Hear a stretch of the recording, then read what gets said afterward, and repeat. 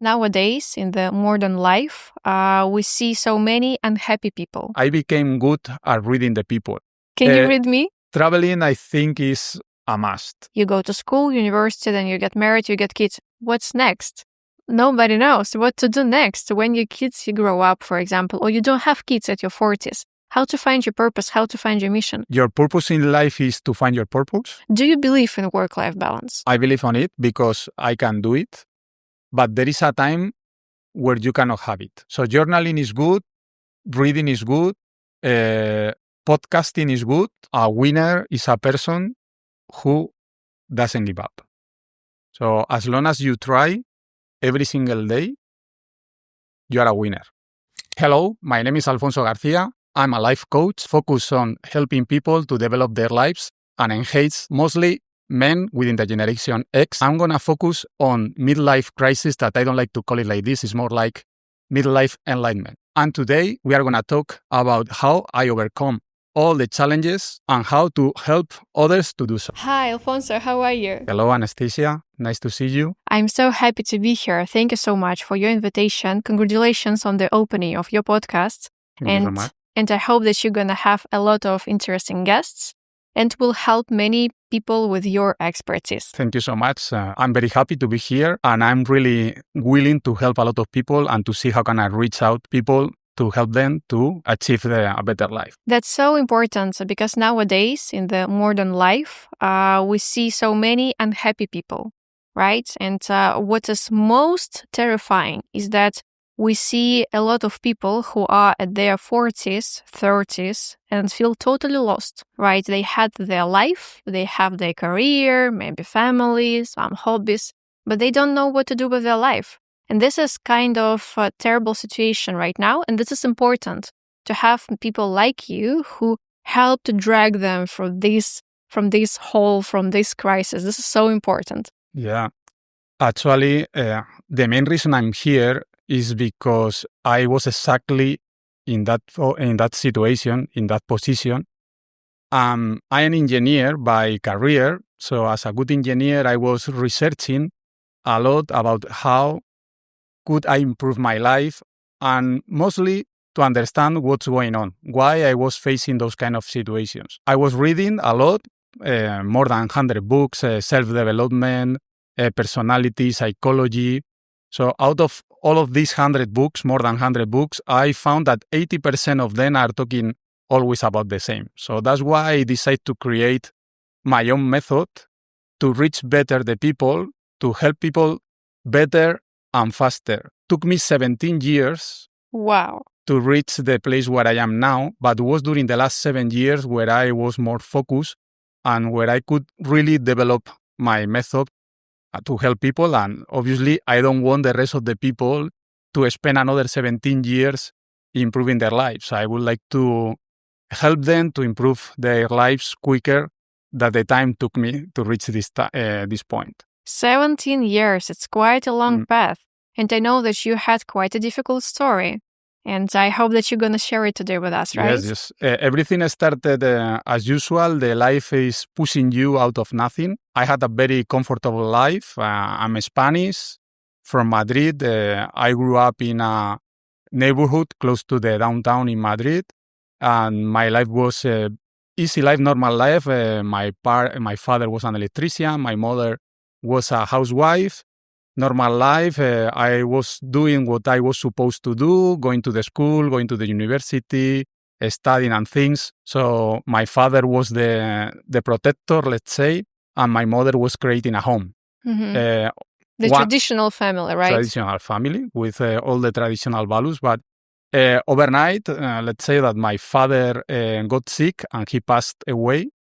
And out of nothing, so I had to become a man. So although I was already 28 years old, I wasn't a man per se, because I always had this figure of my father over us. So I didn't choose, but I was pushed to become a man. So my life really started, let's say, from my 28th years old. So till that moment, my life was kind of, you do as you are told to. As you are told to do. although I really felt that I didn't fit in that style of life. Why was so? Since I was a kid, my personality is introvert personality, so I like to watch and I like to observe, and I became good at reading the people. Can you read me? I'm good, and I don't like to say that a lot because the people usually don't like it, but I am good because I was very quiet. With the time, I've learned that introvert doesn't necessarily mean to be shy. Mm-hmm. So I can be introvert, but I'm not shy. So this is a big difference. So I was seeing that everybody was doing the same. So even for me, I didn't like to wear the same clothes that the other kids were wearing. I didn't like to do the same things the other kids were doing. Even today, I like to think out of the box, and I always challenging people around me, trying to get the best from them. So I knew that I wasn't maybe in the right situation, and was after my father's situation when my life totally changed. So I was pushed again to be a man. So I became a man overnight. I didn't choose for it. And it's when I start really struggling in life, okay? Because I didn't really face any struggling situation before because my father was taking care of everything. So from that moment, it's been a roller coaster, let's say. Ups, downs, learning a lot, overcoming a lot of challenges. And during all this path, I wrote down everything. So I created a diary because I like to understand what's going on. How can I overcome the situations? What was the trigger? What was the solution? And I create a very long diary. And I wrote everything. And as I said before, out of writing a lot, I applied the same that I learned from all the books I read. That is, I took the really 20% of the book that is on my notes, better say. I took the 20% of my notes to create a method that is, I really think is useful because I applied for me. I mean, I live by method, and I really think works. And I am helping people that they are very happy working with them. I have very nice people working with me, and the people are really happy. It's not going to be 7 years, 17 years, but the change and the results, they don't come overnight. So you start feeling the work after maybe minimum 1 year. So you really need to be deep into the process of changing. And again, to be really deep into the process of changing, something had to happen to you. So I like to say that in life there are 3 main teachers, that is heartbroken, empty pockets, or any kind of failure. In my case was the failure of losing my father, let's say. So when we face one of those situations is when we are really willing to change. So we can grow only out of these trauma situations, right? Yes. This is, on the one hand, this is terrible, right? What you've been through is something very traumatic. Losing your father and having the need of taking care of your family because your mother was the housewife and you had your brother who was studying at that time. So you needed to take care of the whole family at once. And I also know that your father was your role model. That was the person you was always looking at, admiring, and looking for any kind of advice. These types of loss, they can break you, or they can turn you into a new person. So maybe this is what happened to you. Yes. And it's a pity that sometimes something very bad had to happen for you to become a better version of yourself. This is terrible that in some situations, let's say not many people can overcome these situations, right? When something bad happens to you, when you have some losses, when you come through some traumatizing events of your life, you are already in shock. You are already very vulnerable. And how to find these strengths to grow, to overcome, and learn the lessons of these situations. So what to do when you find out yourself in the crisis and you see that your world falls apart? So what's the first step to do? Look, the first thing is to acknowledge that you are in trouble. Accept it. You need to recognize that you are in a place that you don't know. And you are in a place where you need help. Nowadays, asking for help is very easy or much easier than before, because maybe in the past you needed to go to a psychologist. When that happened to me, the coaching wasn't there. Nobody knew. Maybe in the States that they are very trendy and they are very advanced with these kind of things. But in Spain, I don't remember anyone talking about coaching in my time. Internet wasn't that good as it's today. So you're alone with your problem. At the beginning, you are alone, as you said. So now it's much easier because you go to internet, you can buy books, you can do things. However, for me, I learned on the bad way. So I had to learn everything on my own. Again, the internet wasn't that good as it is today. 17, 18 years ago, very little information. Anytime you said you had a problem, you were addressed to the psychologist, and I didn't have a mental problem. So I had a problem that I was in a situation that I didn't know how to go out of the situation. So for me, as a good engineer, we are trained in the university to do trial error.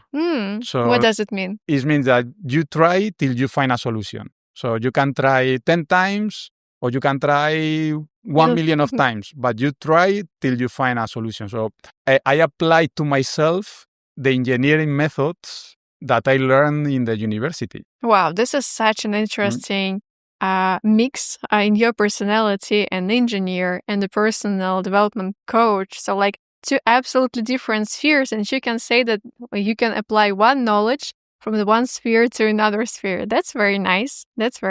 So yes, and thankfully, with the time, I start reading books.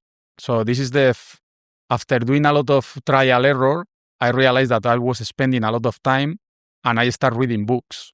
With one of the books I read, I contacted the author, and she was a coach.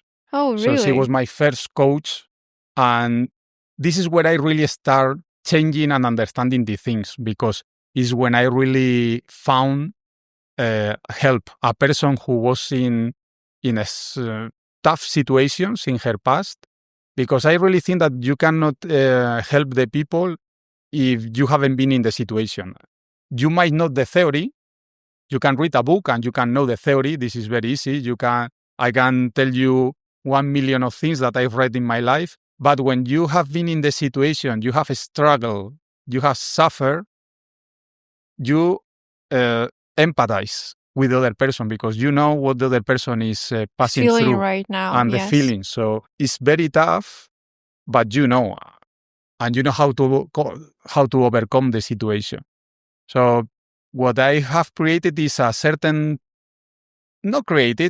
took from each book I read, I took certain tools, because I haven't created. I just I combined them. I combined them to make it, let's say, more efficient. I like to say, and I like to think that I am very good with time management and optimizing time and processes and things. So that's why I also like to apply this to the people I work with. So I want them to use their time smart and to get the best of their days. What are the main spheres that you help your clients to improve in life? So one of them is like time management. Another, I know that you help to overcome the crises, right? The life crisis. What else? Mainly, there are like 6, 7 main things that people are struggling. Is solitude, because I'm mostly talking with men, Generation X, that is around 40s, introvert people, work-life balance. I don't have this one. Mostly the people nowadays is very challenging to find the right spot for the work-life balance. Midlife crisis, that, as I said in my introduction, I don't like to call it midlife crisis. I think it's a midlife enlightenment. Okay. We will talk about that today. We can say that these are the most challenging situations.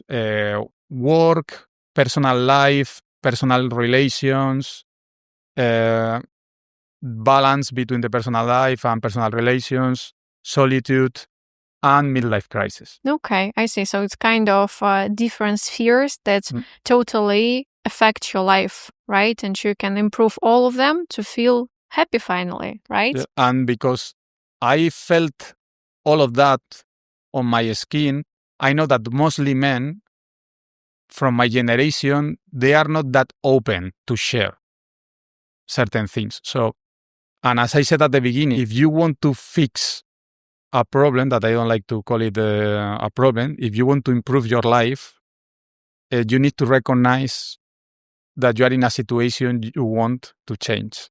So if you don't recognize that, it's very difficult to go to the future and to move forward. So once you recognize that, the second biggest step, and this is the real challenge, is to ask for help. Again, talking about the profile of people I usually work with, that is men, Generation X, introverted. Right. And the third is open up. So people from my generation is like when we were kids, we were taught to not to cry. Don't cry. You're a man. You're a boy. You cannot do this. You cannot. And I think that is a mistake. So it's very brave to open up. It is. It is very brave. So if you are not able to give these 3 steps, it's very difficult. Once you give the 3 steps, I'm not saying that this is going to be easy, but gets easier. So once you are open to share, once you recognize you want to change your life, once you ask for help, everything can be improved, right? And that's why I'm here. That's why you are here. That's why I'm here, because I'm here to help people to change and to become the people they want to be and to achieve their dream. Sounds like a great mission, actually. Let's talk about you a little bit. I know that since your childhood, you felt that you don't fit the society, that you are different. And after many years of research and studying, you find out that you can call yourself Sigma. What does it mean? This is something that I discovered like 2-3 years ago, because it's very common to hear about the alphas personality that are the strongs, the leaders, beta, omega, and things, but I didn't see myself fitting in any of them. I can be a leader. I was a semi-professional basketball player in Spain, and I was captain. So I can be a leader. I know I can do it. But I am humble at the same time. And I'm not an aggressive person. I don't like to put the people down me. So if you go to the alpha description personality, I don't see myself in that. I don't see myself either in omega, that omega or beta or other personalities are more a follower. I see myself like a leader on my own. What does it mean? That you can lead whenever you want, people, teams, whatsoever, but I'm more a leader of my life. So reading a lot, in one of the hundreds of books I read about the Sigma personality. And obviously, I didn't fit in all the skills, but I saw myself fitting maybe in the 80% of the skills. And that's why I said, okay, I'm sure I'm not alone. I'm sure there are more people like me. And it's something that is not well known yet. It's something like it's weird. And I felt identified that the Sigma is the people they don't really fit in the ABC of the society. But this doesn't mean that they are strange, right? Or that they are not fitting the society. Who are they in this case? Or what traits of character do they have? Look, mainly there are nowadays are getting trendier because since the COVID happened, there are more and more digital nomads. Yes. So the one good thing of the COVID, within all the bad things that happened, is that gave people certain push to work online. So I can see a lot of people because I also like to travel a lot. And everywhere I go, by chance, I meet digital nomads. And I feel identified that are people that they do their job. They are not working within big teams, but they are doing an amazing job. They are super creatives. They can be very social whenever they want. And this is the beauty, that you can be a leader and a social person when you choose it. But when you don't choose it, you can be quiet. So you can be cool at any situation. So you don't really need like an alpha to take the attention and the lights. So you can be in a room. You can just be there if you want, or you can be in the room and you are bringing the attention if you want.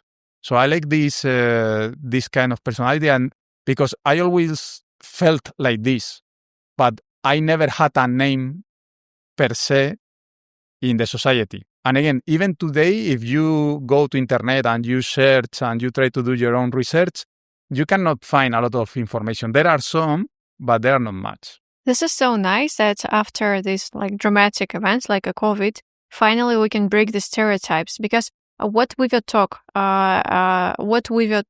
at childhood, you need to have many friends, you need to be as active as you can, right? You should be bright and smart and funny and happy constantly. But what if you have a different personality? What if you don't need this thousands of people around you?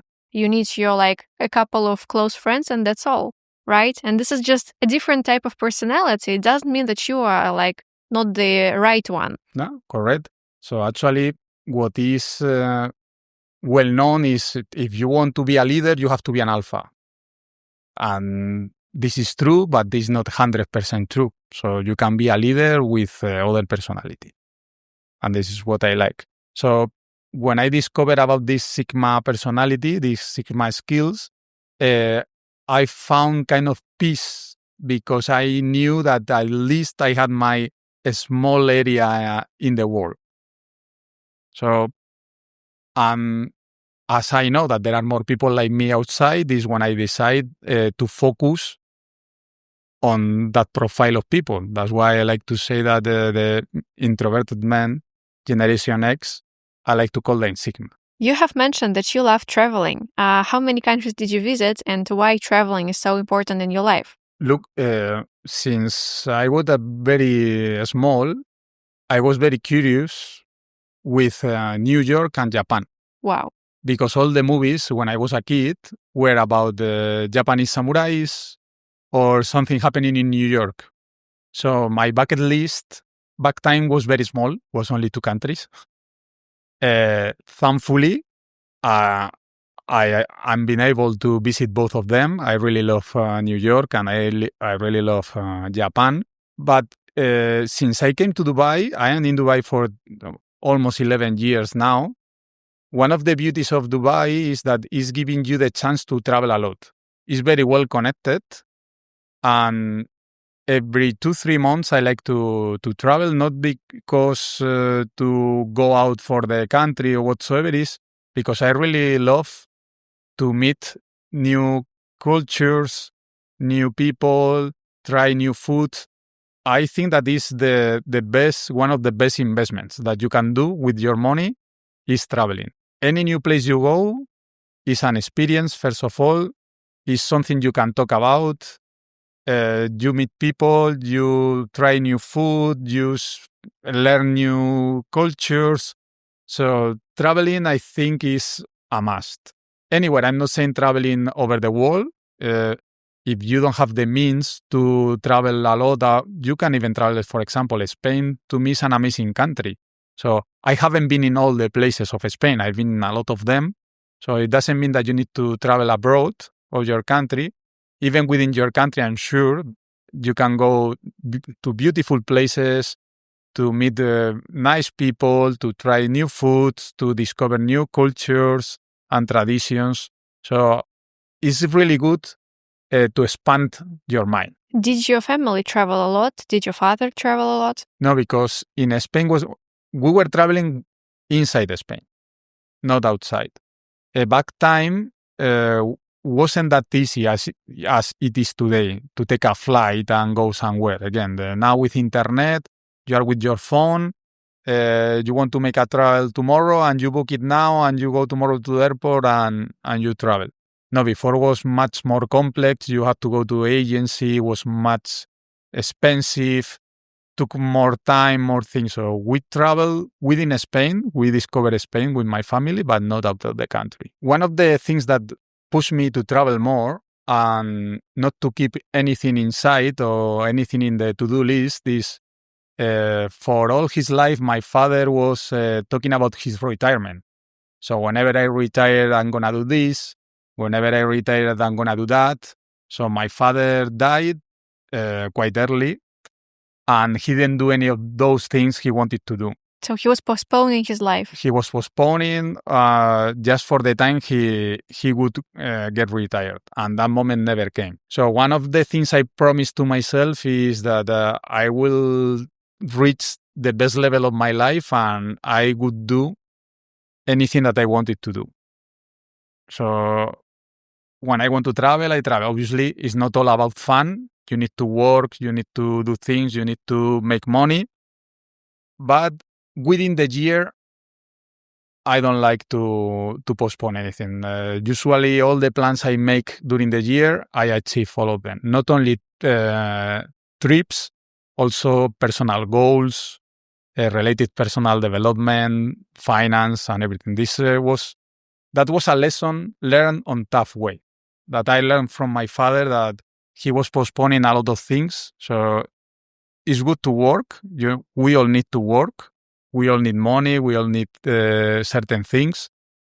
But it's also good to find the life balance that right. We were talking about. Yeah. Well, to travel a lot, to not to postpone your life, you need a lot of money.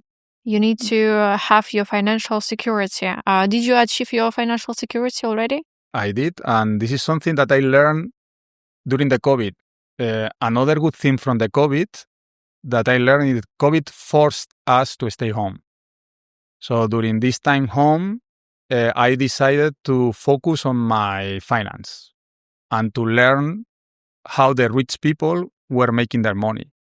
So during a lot of time, because we were 24 hours home, I was working, thankfully. I was working from home. But the rest of the time, I was also working out just to be on shape and not to get mad, just being enclosed. I was studying a lot of finance. And I used all what I learned to invest and to achieve my financial independence. Yeah. So I learned a lot. And as you well said, if you want to have a nice life, you need at least to have a certain level of financial security.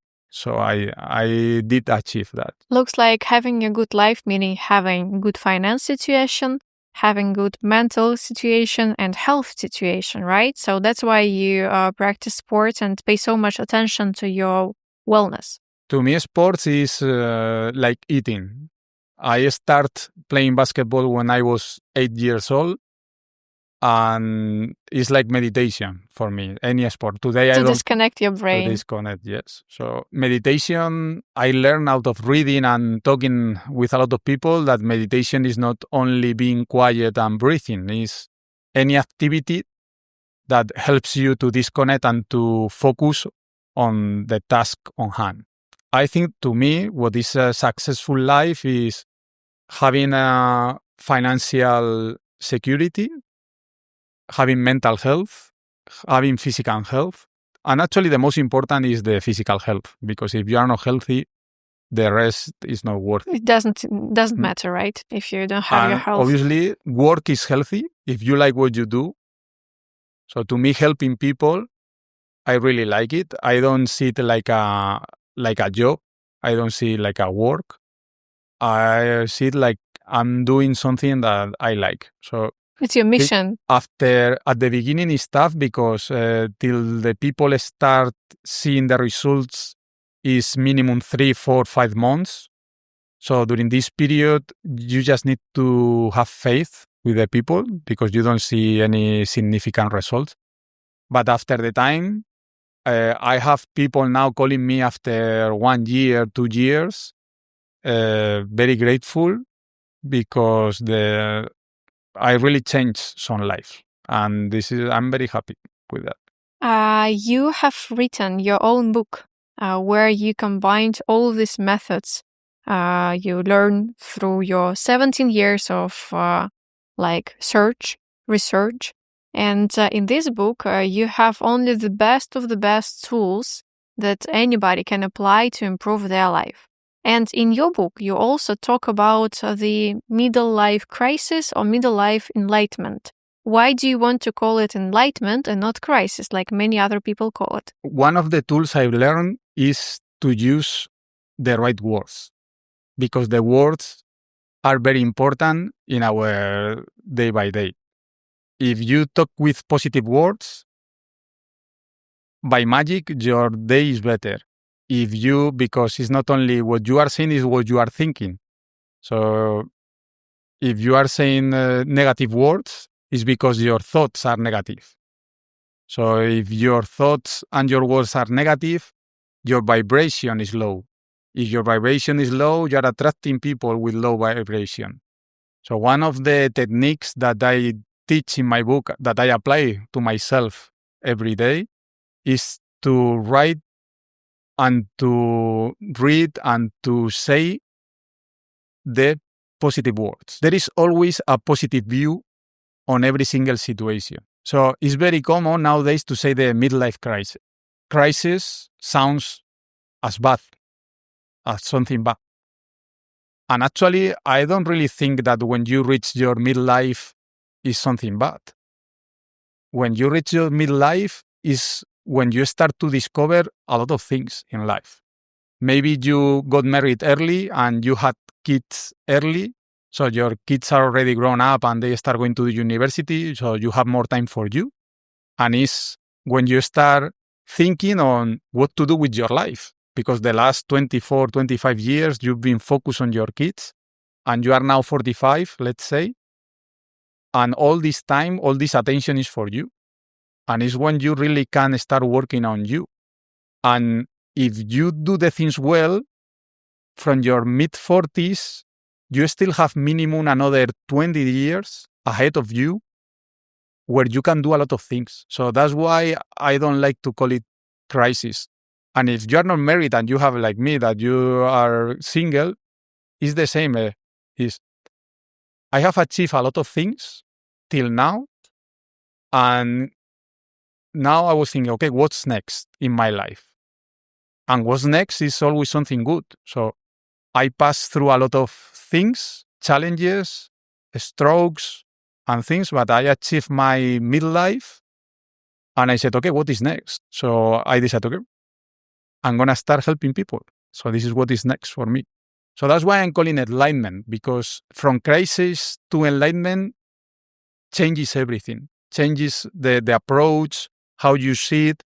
And again, if you look after your health, if you look after your food, if you look after your life in general, from your 40s, you still have another 20, 25 years with a super good quality of life. So you have still a lot of time to enjoy, to call it crisis, because you can still do a lot of things. But changing the naming means change your perspective. And many people in their 40s still don't have this perspective, and that's why they find themselves in the crisis. Yeah, they don't see it as enlightenment. Why does it happen? What happens at 40s when people start feeling lost? What's wrong? But usually it's because everybody's following what the society tells you to do. Is, okay, you go to the school, you go to the high school, you go to the university, you get married, and you have kids. And at some point, doesn't matter if you are a Sigma or you are an Alpha, you are a Beta or you are Omega or whatsoever, it's like, okay, is that really my life? So my life is going to be always do that. So at some point, we all challenge what we are told to do. And that happens around our 40s. If you realize mostly men, they are buying flashy cars. when we reach our And start 50s, 40s, dating girls, young girls. you start dating younger girls. If you are divorced or you are single, is like, but it's because you want to do something really different because you are being told what to do almost all your life. So if you reach the point where you challenge the situation, means that something good is going to happen to your life. If you don't challenge and you follow the trend that you have been following the last 40 something years, there is nothing else in your life. So your life becomes gray and gray and gray. I can see older people in their 50s, 60s, they lose their bright in the eyes. So when you see that in the eyes, because the eyes are the soul, you can see the soul of the people through the eyes. If they lose the bright, means that they are lost. But even though there is always time. Doesn't matter if you are in your 60s, even if you are in your 60s, the average people, men, we live till 80, 85 years also. Even if you are in your 60s, you have another 20, 25 years ahead of you where you can really change your life. So there is always time, no matter if you are 40, 50s, or 60s. How to find purposes in this situation? Because as you already said, society has always been telling you what to do. You go to school, university, then you get married, you get kids. What's next? Nobody knows what to do next. When your kids, you grow up, for example, or you don't have kids at your 40s. How to find your purpose? How to find your mission? Well, look, this is actually a very good question, but I like a quote from Pablo Picasso. Pablo Picasso is a very famous Spanish painter that he used to say is, your purpose in life is to find your purpose. Sounds good. And once you find it, is to give it away. Wow. Very precise. And it's very precise. And even the purpose in your life also changes depending on the stage you are. So, for example, if you are married with kids, and your purpose might be being a good father or being a good family man. As you said, once your kids are grown up and they go to the university and they don't need you anymore, so maybe your purpose in life is something else. Okay, so the purpose changed. But I like a lot the Pablo Picasso's quote. So it took me a while to find my purpose. And as I overcome all of this, I wrote all my notes. From my notes, I created a book. And the purpose of the book and the purpose of me being a life coach now is to help people to overcome all those situations. So you found your purpose. I found my purpose. That's and amazing. Actually, you really know it because you can feel it. So when you see the people overcoming challenges and calling you saying, thank you, you changed my life, that is one of the best feelings. Maybe another thing that also drags people in their 40s into this crisis feeling is that they've been working so much throughout all their life to provide for the family, to grow kids. And maybe if even now they need to financially provide for the people they love, maybe they start feeling lost because they did not have a chance to live for themselves, right? They've been always working for someone to provide for someone. And here, when they face this question about work-life balance, do you believe in work-life balance? I believe on it because I can do it. But there is a time where you cannot have it. So you cannot have, if you really want to achieve something, you need to put the work. So to gain something, you need to sacrifice something else. So when you want to achieve a target and you need to put the time, the effort, and the work, you cannot have work-life balance. Let's say that the work-life balance is a consequence of doing something. So when you have worked hard, when you have been working hours, when you have done a lot of things, is when you can stop and say, now I want to spend more time with my family. Or now I want to have more time for me. Or now. So, and for every person and every situation, the work-life balance is different. So maybe you just need 2 hours with your family per day. depending if your kids are still young or they are grown. There are many things. That's why also I like to give group sessions.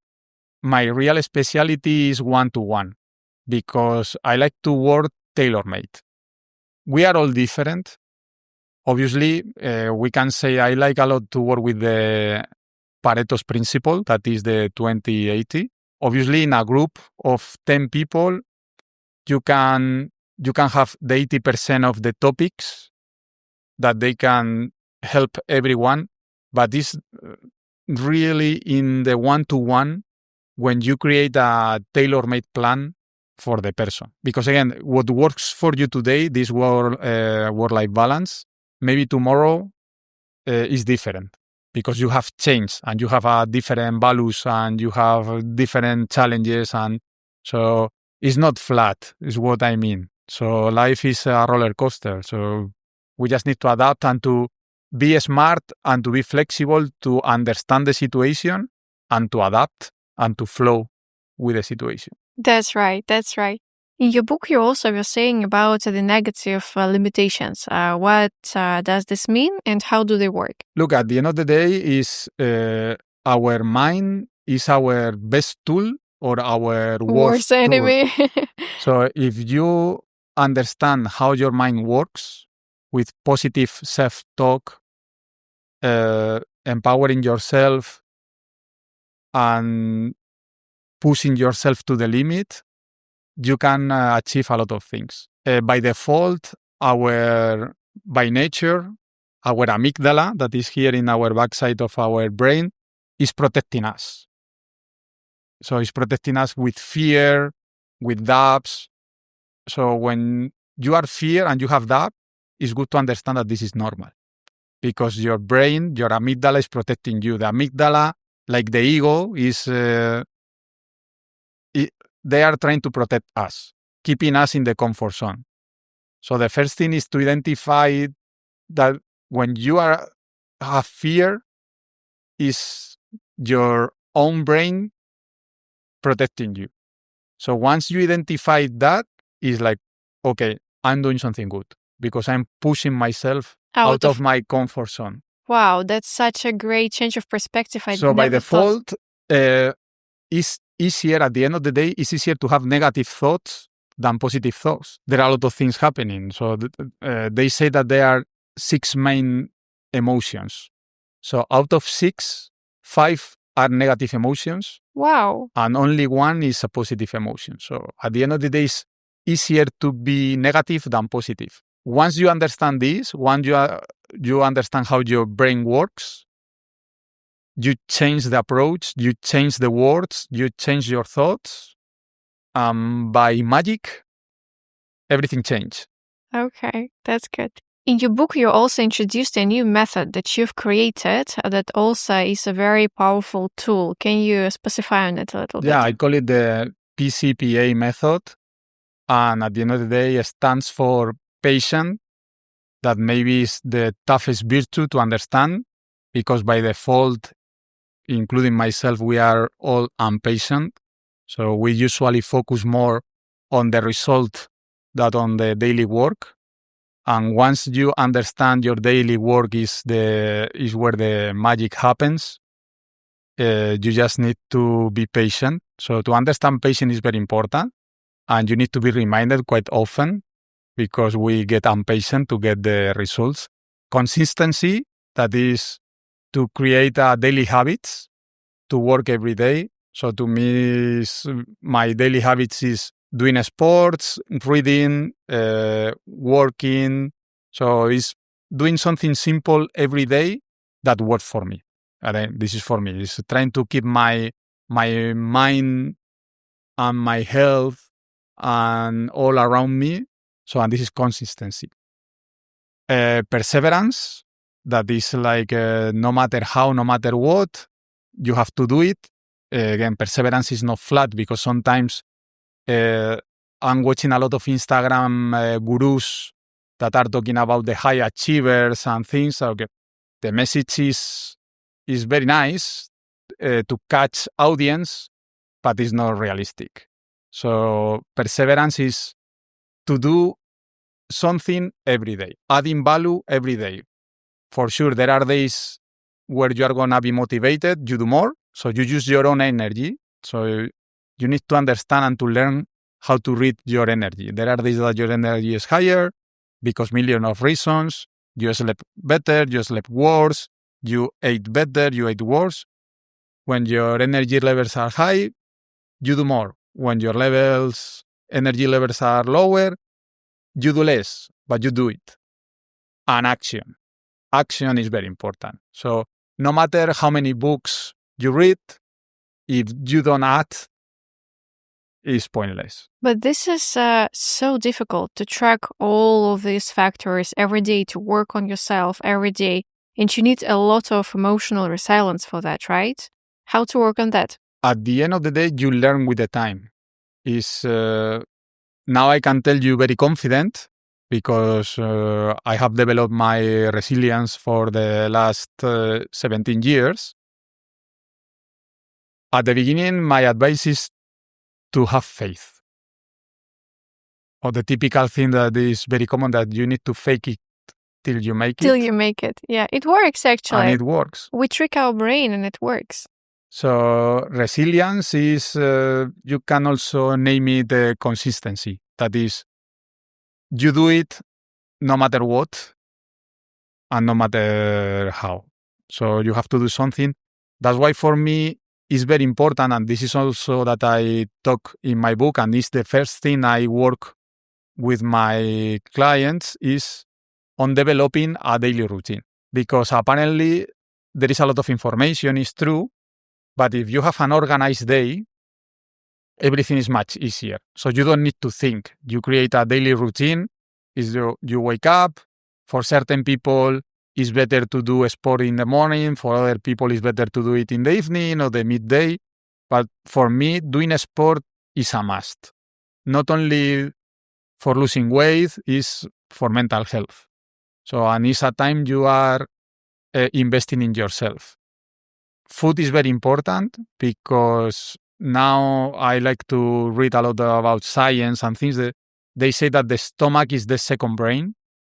So if you have a healthy stomach, your life is going to be better. So eating good food, healthy food, nowadays is you can find organic everywhere. So there is no excuse to eat Junk good food. Yeah.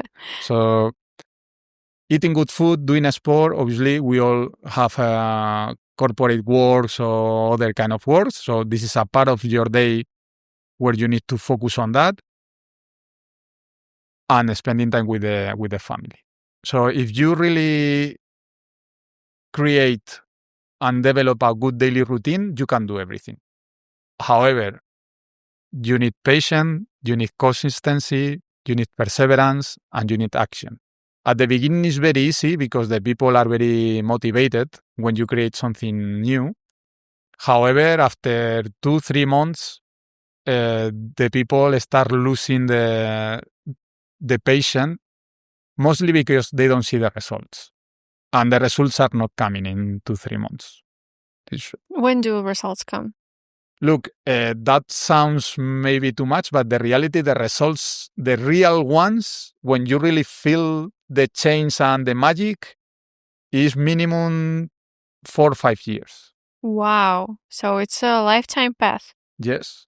But once you start seeing the results, you get obsessed with that. You cannot stop because it's like the harvest. So you start seeding 3 years ago. Now you start the harvest 3 years after. But whatever you said 2 years ago is going to happen next year. Whatever you said 1 year ago is going to happen next year. So it's tough at the beginning. That's why I don't like the gurus that are promising you quick results in 1 week, in 3 weeks. It's true that in 3 weeks, in 21 days, you can change your habits. This is true. However, the real results takes time. I see. Is there any tip or piece of advice you can give to people who want to manage the daily routine? So there are different methods. obviously, as we all are different, we have different ways to do it. For me, works a lot journaling. Every day, I wrote down all the emotions and all the things, so the good emotions and the bad emotions, just to identify what made me angry. That is not happening quite often anymore, thankfully, because I identify them quite quickly now. And what is making me having good emotions. So journaling is good, reading is good, podcasting is good. So each person has different ways, different methods. But to me, the most important is writing. That's why also in my book, I have a chapter that where I say to people that the most powerful tools are the pencil and the notebook. Wow, this is so nice. I personally have never ever done journaling, and I feel for some reason ashamed of sharing my thoughts with paper. How to overcome this fear? The best way to overcome any fear is to face it, because otherwise it's going to be chasing you forever. And look, also the best way is to start small. So Okay, maybe one day just write one line. The second day, 2 lines. Or maybe during 3 weeks, you just write 2-3 lines. But after 3 weeks, I can assure you that you can be writing maybe for 15 minutes and you are going to feel better. Okay, I'm Because gonna try. sometimes whatever we have in our minds are always roaming around in your mind. But once you have it on paper, You get rid of it. you forget. So your mind gets rid of all these thoughts, all these things, because you have it on paper. And maybe you never go back to this paper, but you know that it's there.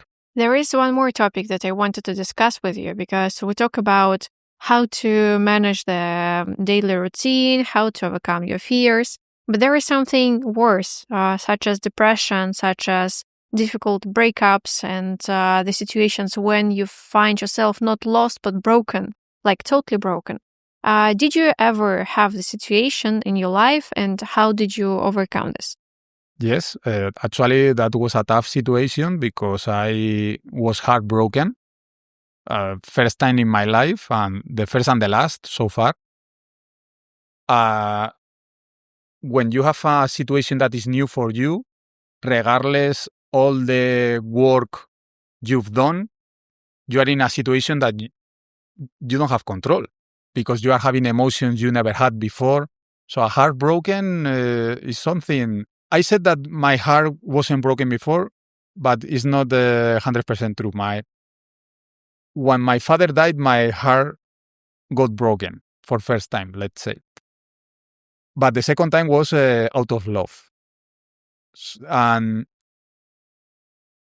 although I had done a lot of work, personal development, I had a coach for my personal improvements and development and so on, you are in a situation that is new. So no matter how many books, how many coaching sessions you had, that is totally new for you.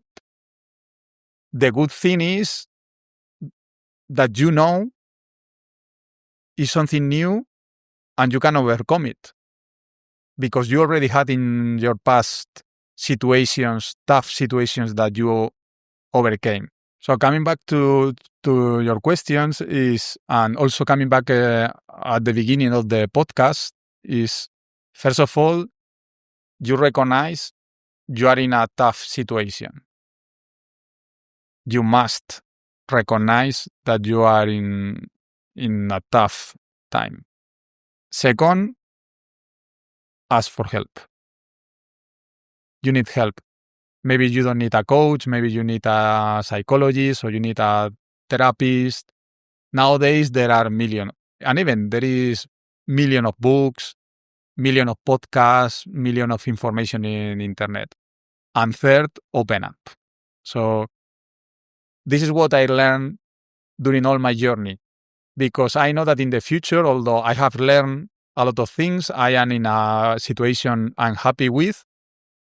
For sure, I know that I will face new situations in the future.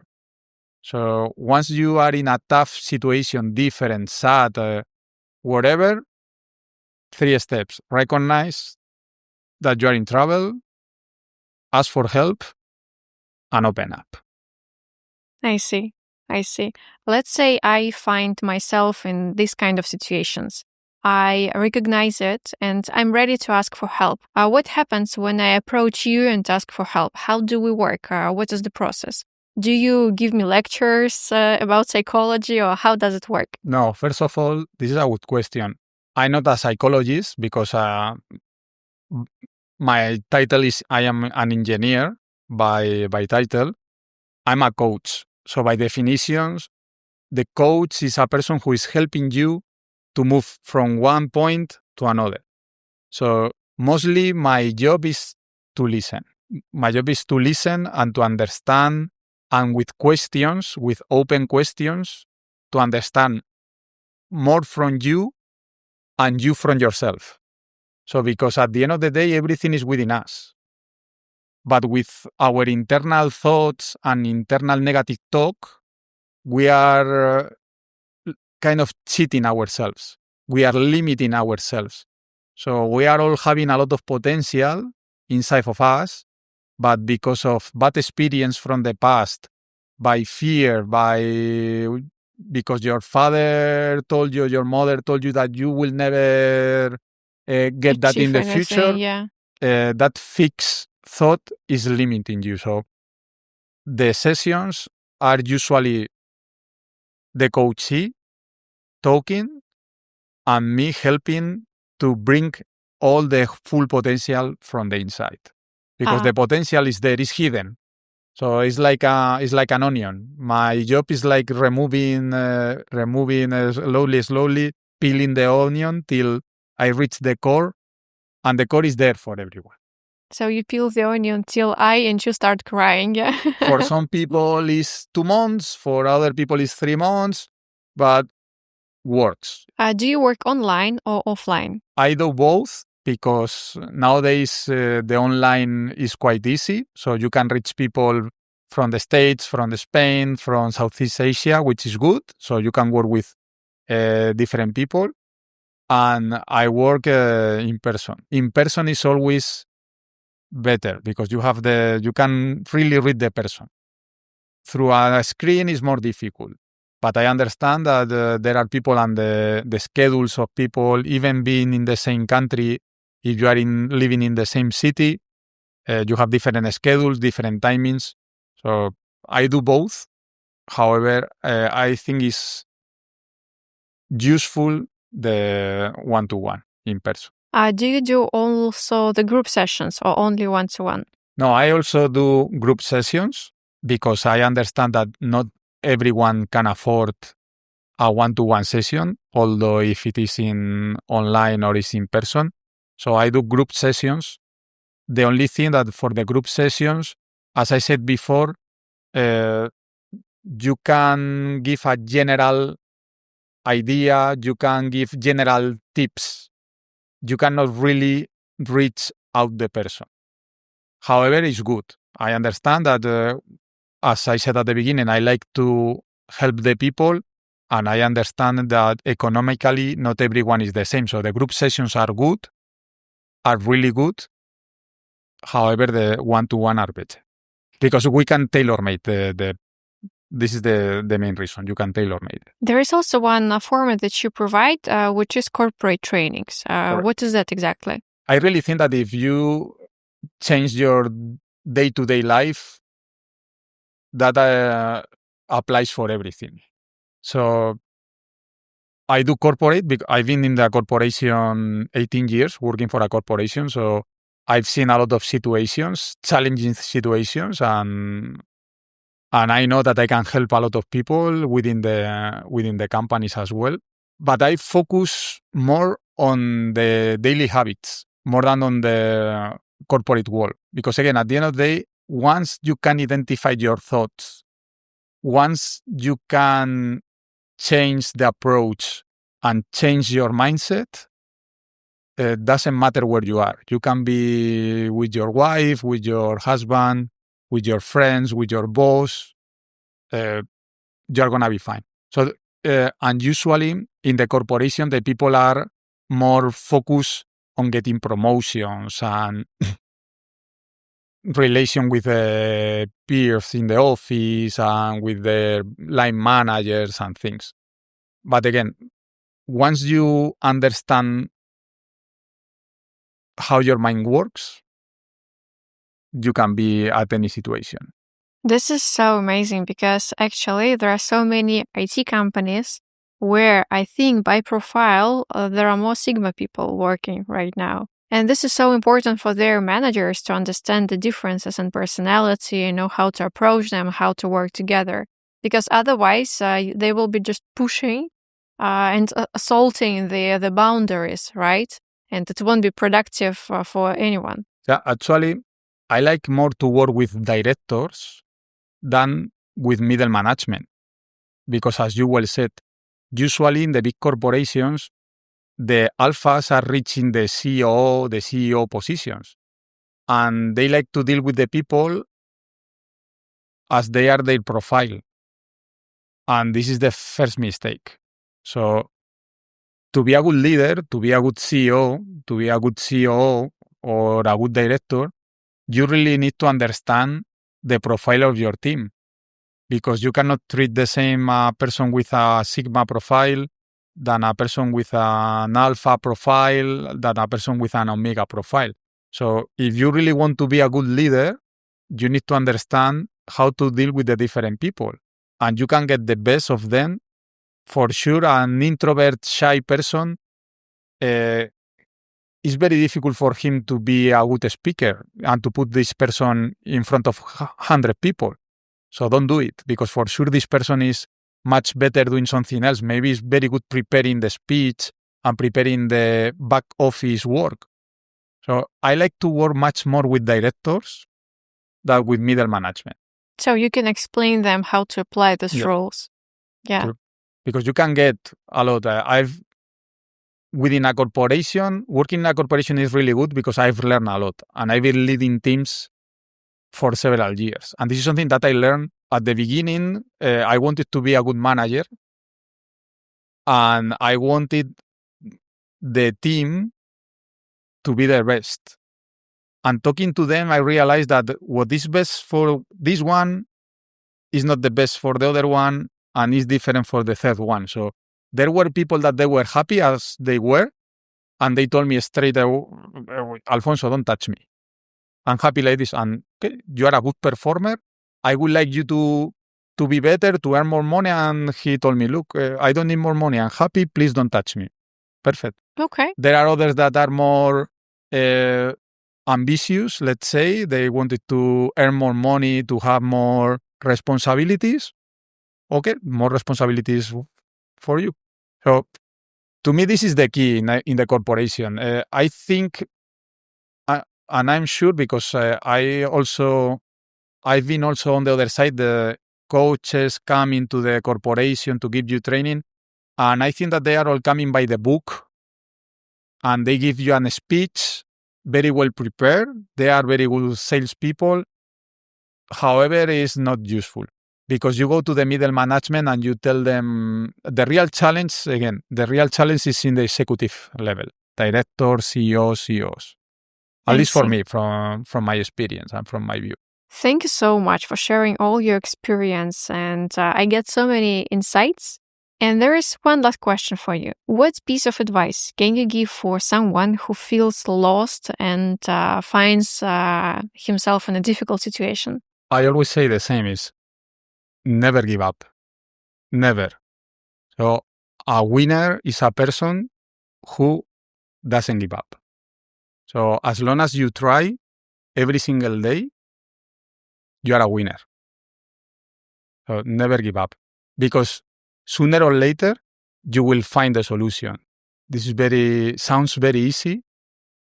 And I know that it's very difficult because when you are in the darkness and you are down, to tell a person, wake up, stand up, keep pushing, is very difficult. And again, as long as you don't give up, you are a winner. That's so don't great. give up. Thank you so much. That was amazing. I wish you good luck. Thank you so much for doing such an important mission because you make this world better. Thank you so much. I Thank appreciate you. being here. Thank you.